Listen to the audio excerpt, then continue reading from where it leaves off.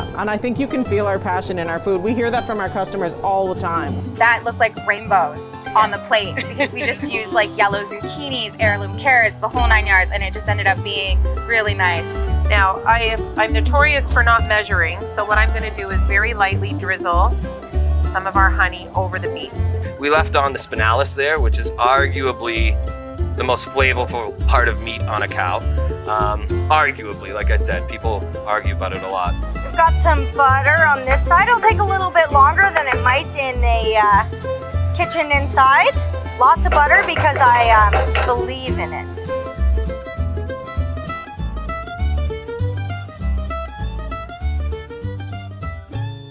Good afternoon, everyone, and welcome to Renfrew County in the beautiful Ottawa Valley.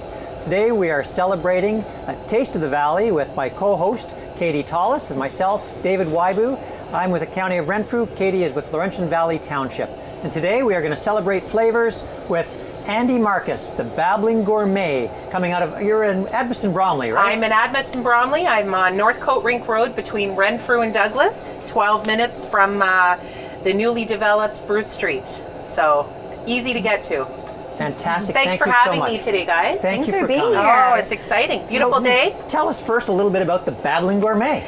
Well, if it's not already self-explanatory, I do a lot of talking and a lot of cooking. I moved to the Valley about 5 years ago from Ottawa, just for a change of scenery. I'd been in the rat race, a very bad rat race in the city, and decided to come out to the country and just improve our life a little bit, and just started taking my love of cooking to a different level, and we started a bed and breakfast, which then sort of morphed into a dining facility.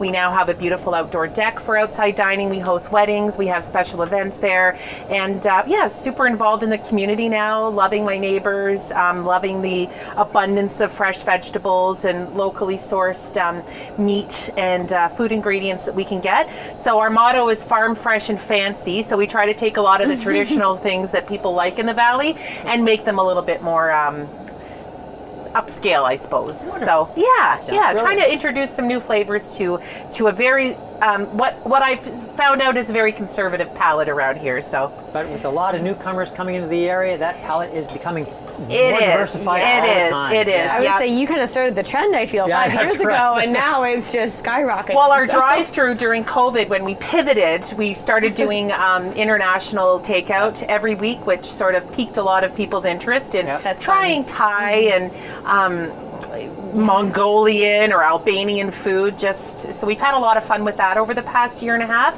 but we're also super happy to get back into hosting events at the farm and getting to meet people again and socialize and babble, which is good. Wonderful. What I love is that, you moved from Ottawa and you took your business like a whole other level, and in that hospitality element and cooking. Like, I just think that's really, really phenomenal to see like that holistic approach to, Thank to you. your vision. It's been organic, and we've had great support from the community, which I think is I couldn't have asked for more support, which isn't, I had the preconceived notion that when you move to the country from the city, sometimes you don't integrate yourself as quickly or as effectively as you'd like, but we've been really lucky that way. We've met a lot of great friends, a lot of great neighbors. We have great relationships with our farming neighbors and just the community in general. So we're very lucky, and we're never leaving. So I think you'll be stuck with us for a while. She's like, I'm here to stay. I'm here to stay, yes. And actually, I'm super excited because today I got to feature some food products and some ingredients from not only friends of mine, but also farms that have previously supplied us with meat for other endeavors. So sounds wonderful. What are you serving up today? Okay, so today I'd like to try something a little different for people. Lamb. I know it's iffy. Ooh. Some people aren't into lamb. It's a little bit gamey. But Pinnacle Haven Farms, which is just not far from us, have provided me with a delicious rack of lamb. I've cut it up to make what I call lamb lollipops, which are a little bit easier to eat, and they're faster to cook, super easy to make. So we're going to try some lamb today, and we're going to looks less intimidating too than a whole rack. So well, exactly. Make, well, right? the good thing about lamb is it doesn't. You're not to overcook it, right? Okay. So you just sear it a couple minutes each side, and then it can rest. And then you want it to be on the rarish side, just to make sure it retains its moisture. And that's the best way to serve it. So yeah, and these are also fun to eat. Like if you had you're at a party, you can chow down with your little riblet. Yeah, that's nice. I like call that. these lamb lollipops, and you can either grill them. I'm going to sear them today because I'm hoping to get some caramelization in the pan. But super fun, super easy, and not that intimidating. Yeah, exactly. I was going to say, I'm like, wow, that's really Yeah. approachable for people. So we're going to cook it. So my friend Jen Dolman owns, she runs makes honey, which is, among other things, she's just the quintessential farmer. Wonderful lady. So she's provided me with sunflower seed oil today, and also sunflower seeds that don't have to be shelled. These are super, super nutritious, great oils, super high in fiber. We're going to add these to some greens. So that's with the shell on, is what you're saying? Yes, you can actually eat them with the shell. Well, look at how dark and so these ones don't have the white lines in them because they're not meant to be cracked open. So these are actually meant to be pressed for oil. So we're going to put these on top of our greens that we sauteed today to add just a little bit of crunch and fiber and healthy oils. So we're going to make a nice salad dressing. Actually, I just call it a dressing in general. It'll be a warm dressing for the lamb and the greens and the beets and the potatoes. So we're going to do a sort of I guess it's almost fall. Chill is in the air now. We want something hearty and super easy to do. Yeah. Okay, this sounds so like we're going to have great seared fall. lamb in a honey rosemary warm dressing that we're going to pair with some sauteed kale, Swiss chard, and the greens from the beets that I got from Farm to Fork / Ottawa Valley Co-op.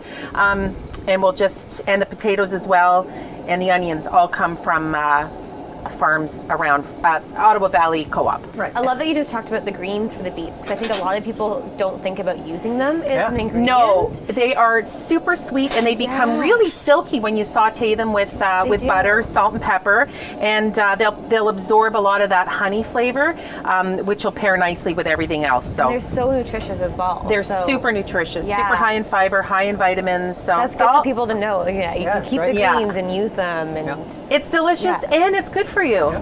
Big bonus. yeah. So, Use the whole vegetable. so we'll make this as easy as possible for you guys, right? Because easy is always the goal sometimes. If you don't like to be in the kitchen too much, or you want to impress people with a dish, but it seems a little daunting, don't be daunted. So what I've got here is a hot pan. I'm melting some butter. That's it. You can smell the butter. It smells really good. No, it's actually, you know what? As we've been talking, it's been getting a little brown, which is also a good thing. I'm going to add in some rosemary that came from our kitchen garden at the farm. So this will just, you can hear a little bit of crackling going on, maybe a little bit of thyme too. We'll add some rosemary in there. So these lamb chops have already been marinated in salt, pepper, and garlic. So just subtle. We don't want to take away too much from them as we sear them, and then we'll add the warm dressing after. So when you go marinate, ahead. with the garlic, do you did you dice it? Because I don't see the garlic on it, or do you have it? It's a granulated garlic that I use. Okay. Yeah. Okay. Normally I would have I guess I could also use fresh garlic in it's a little bit chunkier. I wanted it to be just pressed into the meat and be more So subtle. you actually press the garlic and the salt and pepper Yes, into yeah, and that's all you really need. So and then refrigerate. And refrigerate. Yep, in a Ziploc bag. Turn it over a couple times. Maybe make sure that the spices get in there. And you can also add in an oil or a honey or basically anything in your marinade. Okay. But I wanted to keep them just seasoned simply, so that when we add the warm honey and sunflower seed dressing to it, it'll just make the flavors pop, and it won't interfere with, it won't be too marinated, I guess is what I'm getting at. Yeah. So what we'll do is we'll sear the lamb, only a couple minutes on each side, and then we're going to let it rest. And that resting process will just cook it a little bit more, but again, we're only aiming for rare, medium rare. So we'll go ahead and add these to the pan. How nice that we have it has its own handle. Yeah. Right? So you keep the bone kind of out. Yeah, we're going to keep the bone in, and actually it looks good. Now these have been trimmed, which is super great. I mean, this takes a lot of time to do just to make it look pretty like this, but hey, it's for you guys. We had to make it look nice, right? So we're going to sear these lamb chops here. We're about impressing our friends, right? Didn't you say that's that? it. So there you go. Yeah, and it also looks nice on a plate. So this is, this can be a main course or it can be a starter. I like to serve our meals, most of our customers know family style is the way we like to serve them. So on large platters, we'll often pile meat on top of vegetables with some microgreens, and it looks great, and of course it tastes great. So, and that's actually becoming more trendy too in the wedding industry. Is that family style way of catering, because it just kind of brings people. Yeah, again, that conversation at the table. Yeah, more intimate. Yeah, and then you can get seconds. Like you're not worrying about having enough portions for people, and that's really how we serve all of our meals at the farm. Always family style, and it's a popular way to cook and a popular way to serve. Everybody likes it. So, all right, so we're gonna let those go. And in the meantime, so what I've got here is I got these delicious, super big green onions from my neighbors who happen to be Mennonites, but they just happen to have the best onions around. These are the biggest green onions I've ever seen. They are the biggest green onions we had ever seen. So I par-cooked some freshly excavated potatoes. Marshall from Farm to Fork got those for us yesterday, including the beets. So once the meat's done, we're gonna let it rest, and then I'm gonna saute the par-cooked potatoes with the delicious green onions.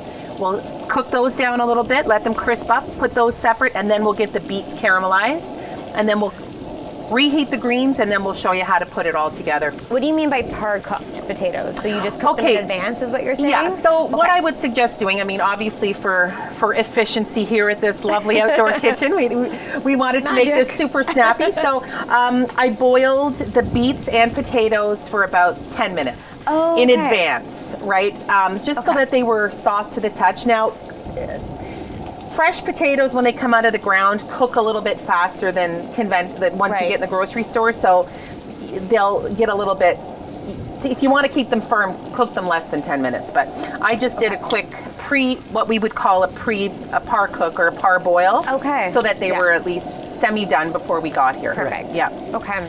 So these are still coming along. And the greens, again, yes, beet greens are great. Just mixing in with the kale and the Swiss chard that we got here from Hedgeview Farms. Thank you so much for that. And this will be a nice, warm, super nutritious, hearty, what you would call a warm salad, which we'll plate all the other vegetables on top, and then you can just I love kale and Swiss chard regardless, but I have to admit my favorite way to have it is lightly fried in a frying pan with butter. Yeah. It is so good. Yeah. Butter, salt, pepper. Yeah. Really? It's all you need. It's all you need for sure. It's so true. So I'm going to Absolutely take a little peek at these. Okay, so these have a nice sear on one side. So they've been on for a couple minutes now. We're going to flip them over, do the other side. Okay, Yeah. you can see. Just make sure. I might keep those. Well, actually, I might put that back over for a minute because we just want. Maybe I'll just try a little bit more heat here. It's a strong wind, guys. There we go. So tell me about yourselves. Katie, yes. Tell us about Laurentian Katie, tell me Valley what's and your going on. exciting Hey, news. yeah. So we're here in Laurentian Valley. So we're at Hedgeview Farm. So Brenda Jansen's the owner. And we're really fortunate to partner with David on this project.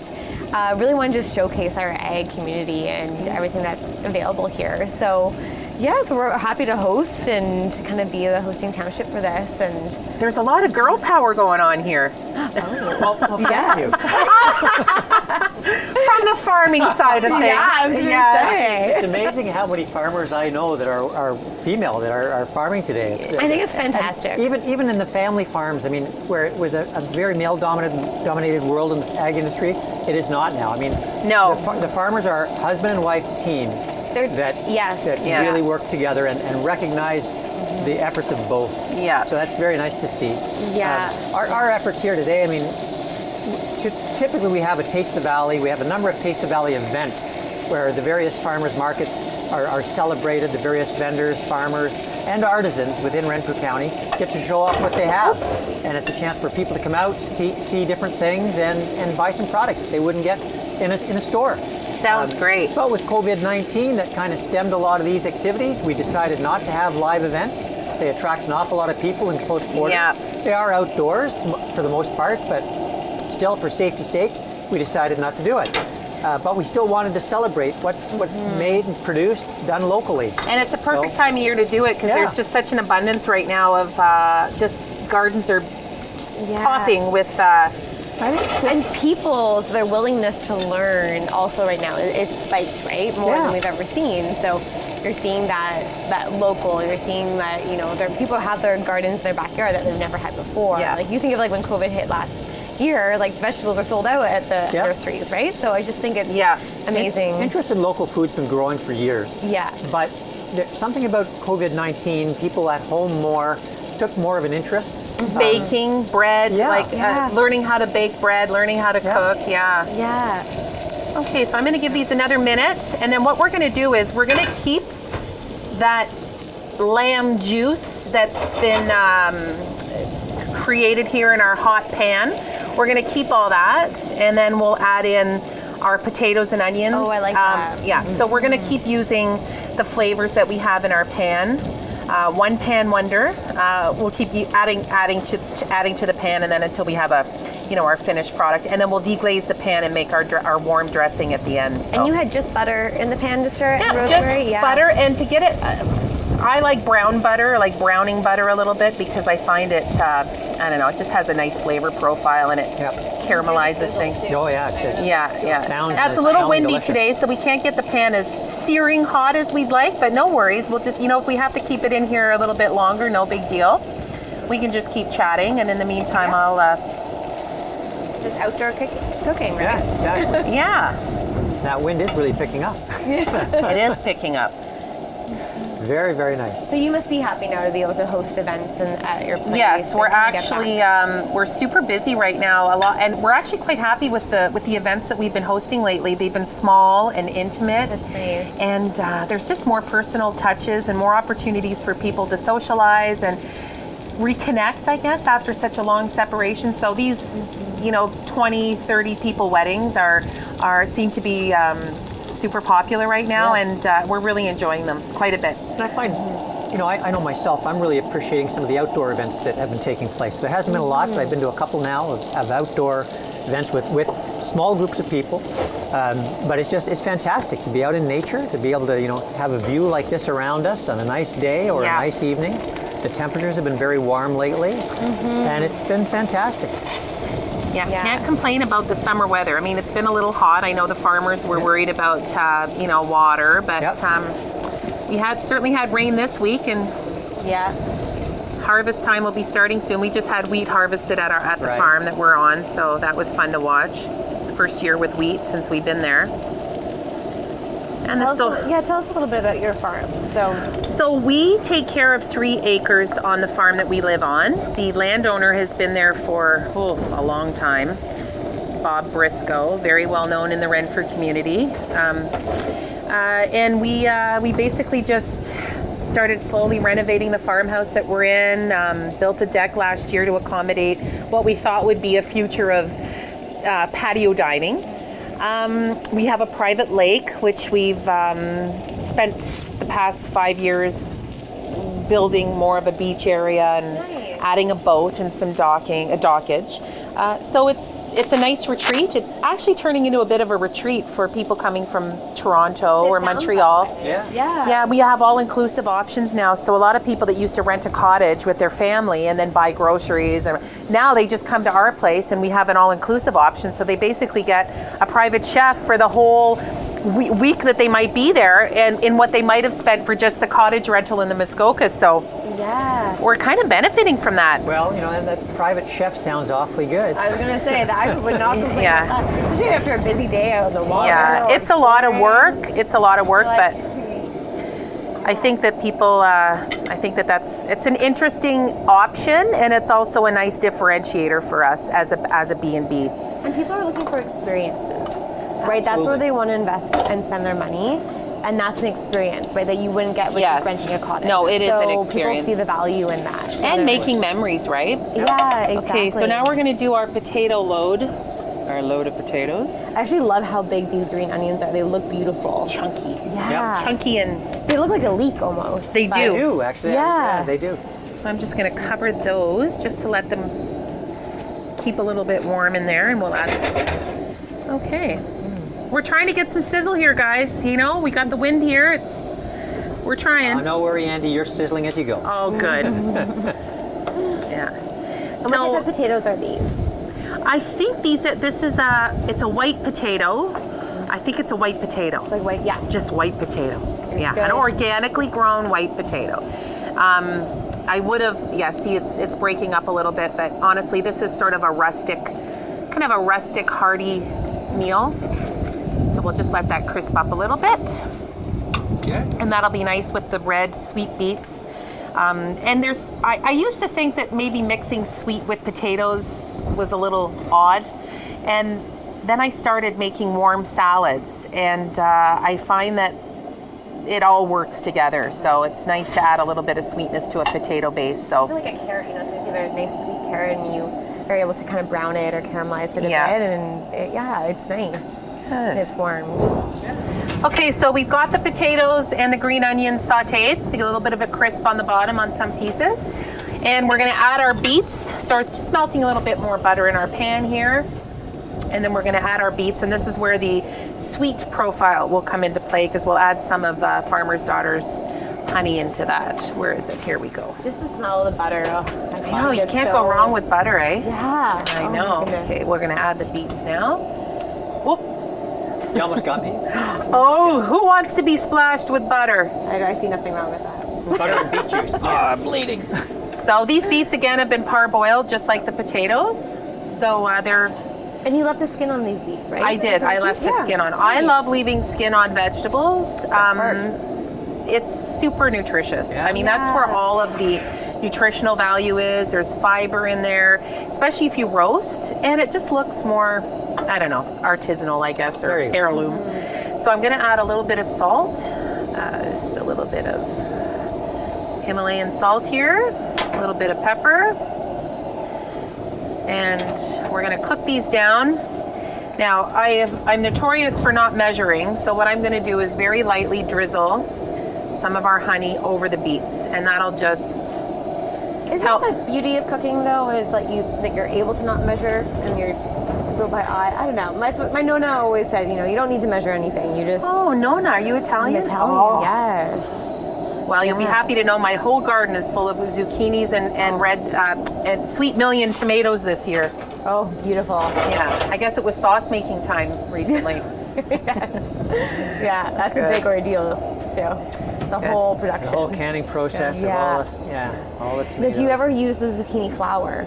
Yes, I have. In fact, when I didn't have zucchinis last year, I bought a bag from, so the Mennonites that lived beside me, I said, Betsy, do you have any, those flowers that come off of the zucchini? Do you keep them? And she's like, no, well, you keep them? And I said, you can stuff them. Yeah. And she said, you're kidding. So then I said, I'll come back tomorrow. Give me because I was doing an 11-course meal for a special wedding. Oh, wow. And she picked the zucchini blooms for me. And I kind of introduced her to them because she just had no concept. I said, you can stuff meat in them, then bake them, use them as a, This is fascinating. And they look, dough them and fry them, just the flour, and they just kind of melt in your mouth. And so good, so good. Yeah, it's something not many people I've come to realize know about. So, Now it piqued my curiosity. I can't wait to try zucchini flour. Yes. We're going to put just a little bit of granulated garlic on those beets as well, just because who doesn't like garlic, right? Okay, so we're Brenna here actually is known for her garlic. Yes. That is her claim to fame. This is a beautiful little spot here. It's so fun. We bought, I can't remember how many varieties, but we just bought a whack of different varieties of garlic from here. Just all braided, just beautiful. I didn't even really know that there were so many varieties of garlic. There are, same as onions. Some mild, some very spicy. Yeah, and they don't compare to what you buy in the grocery store. Not even close. In fact, a lot of the garlic that we have now is actually imported from China and pre-peeled, and there are some concerns about what fertilizers used, and that might be and the travel that it has to undergo, and any different kind of bacteria. But we just live in such a prosperous place for garlic. It just seems silly not to source it locally. Like, when you have grape varietals, the soil, the climate, everything makes a difference in the flavor of the garlic. And it's phenomenal. My wife, one time, when I just bought store-bought garlic for years and didn't eat a lot of it. My wife was big into it, and she says, try this. She hands me two different, one was a local garlic and one was some I bought at the store.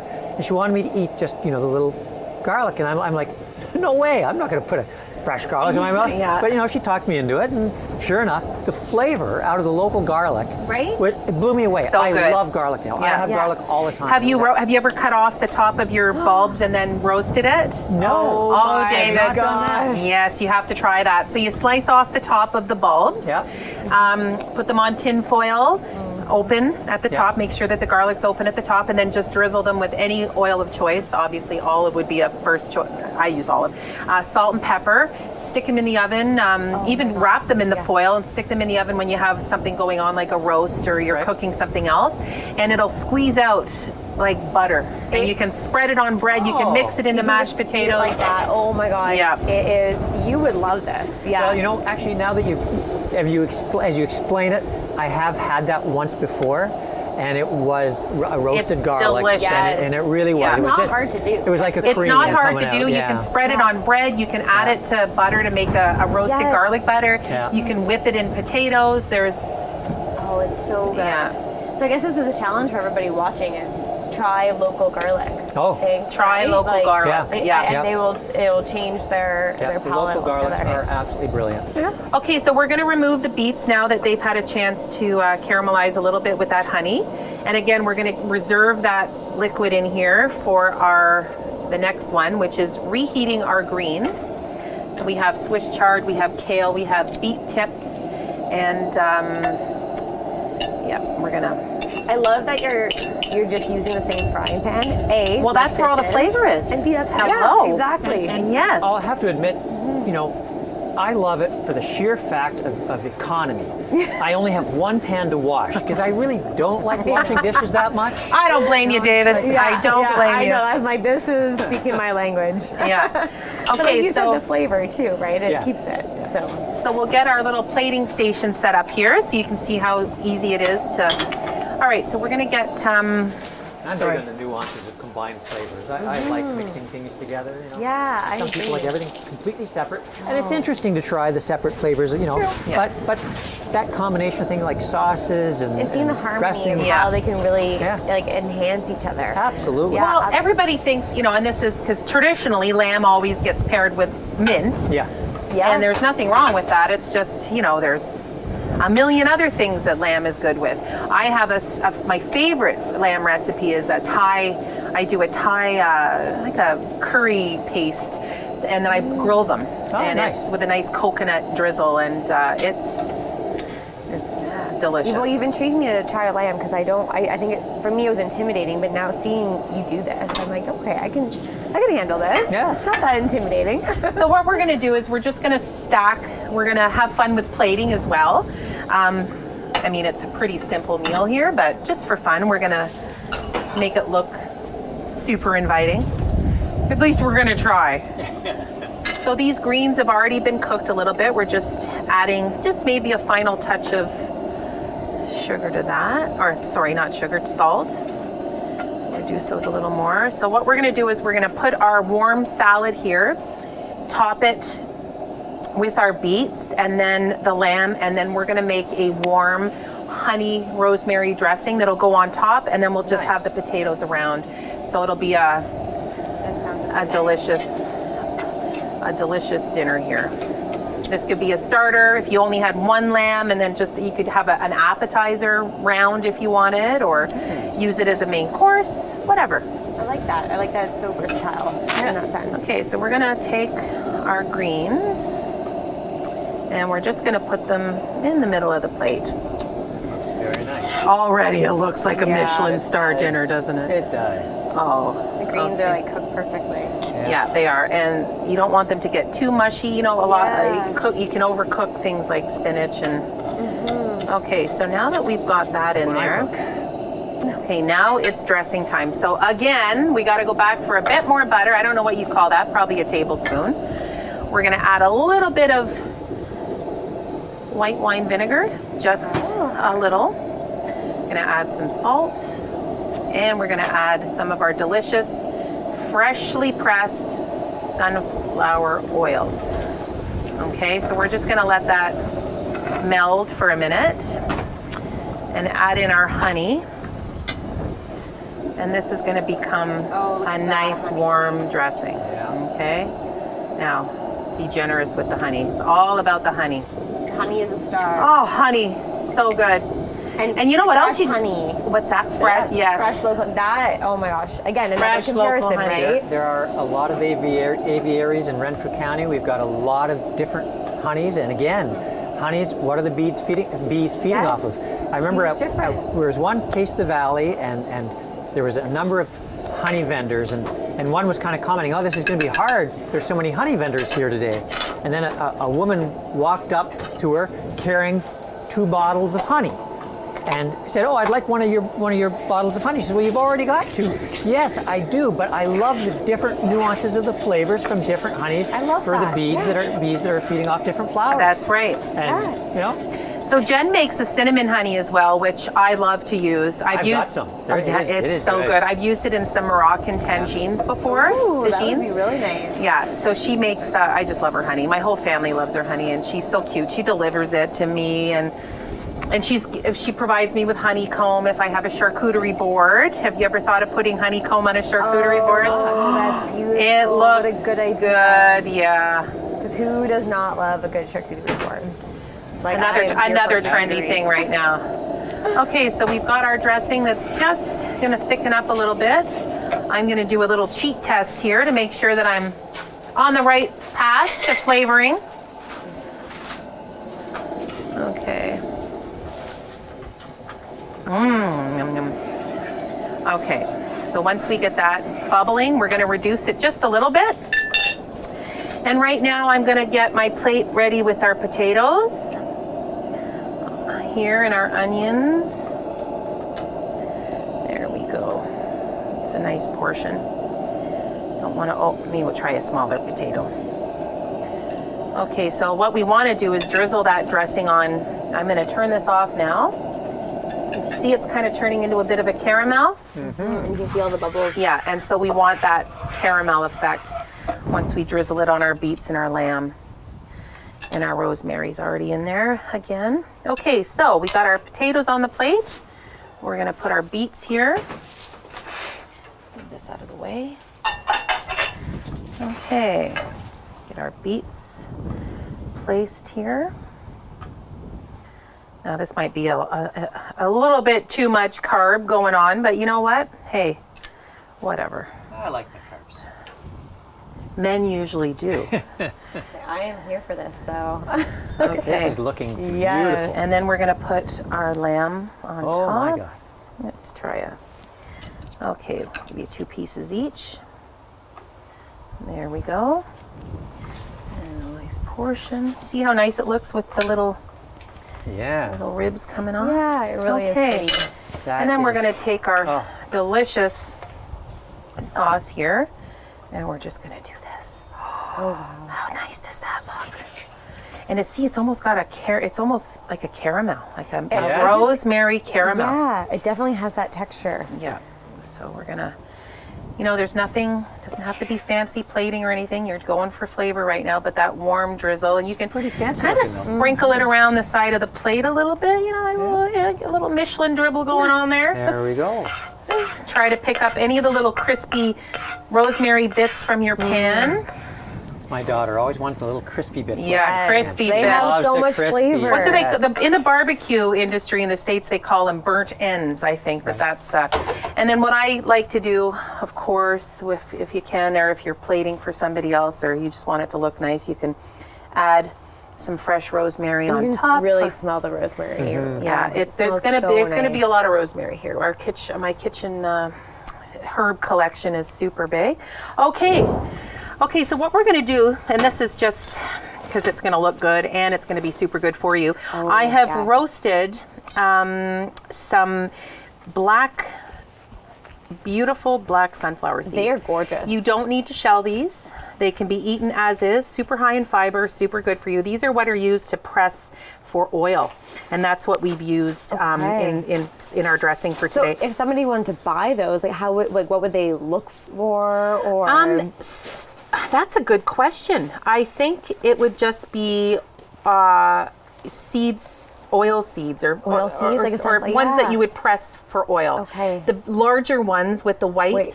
those are meant to be Shelled. yeah, shelled. So because these have, you can eat them the way they are. They add a little bit of a crunch to the meal, and kind of a little bonus to your warm salad. So I just like to scatter the sunflower seeds on the plate, even just for optics. And they had a nice crunch, a nice salty crunch, but they're also super good for you and packed full of nutrients. And I love the look of them. I know the birds in our bird feeder absolutely love these seeds.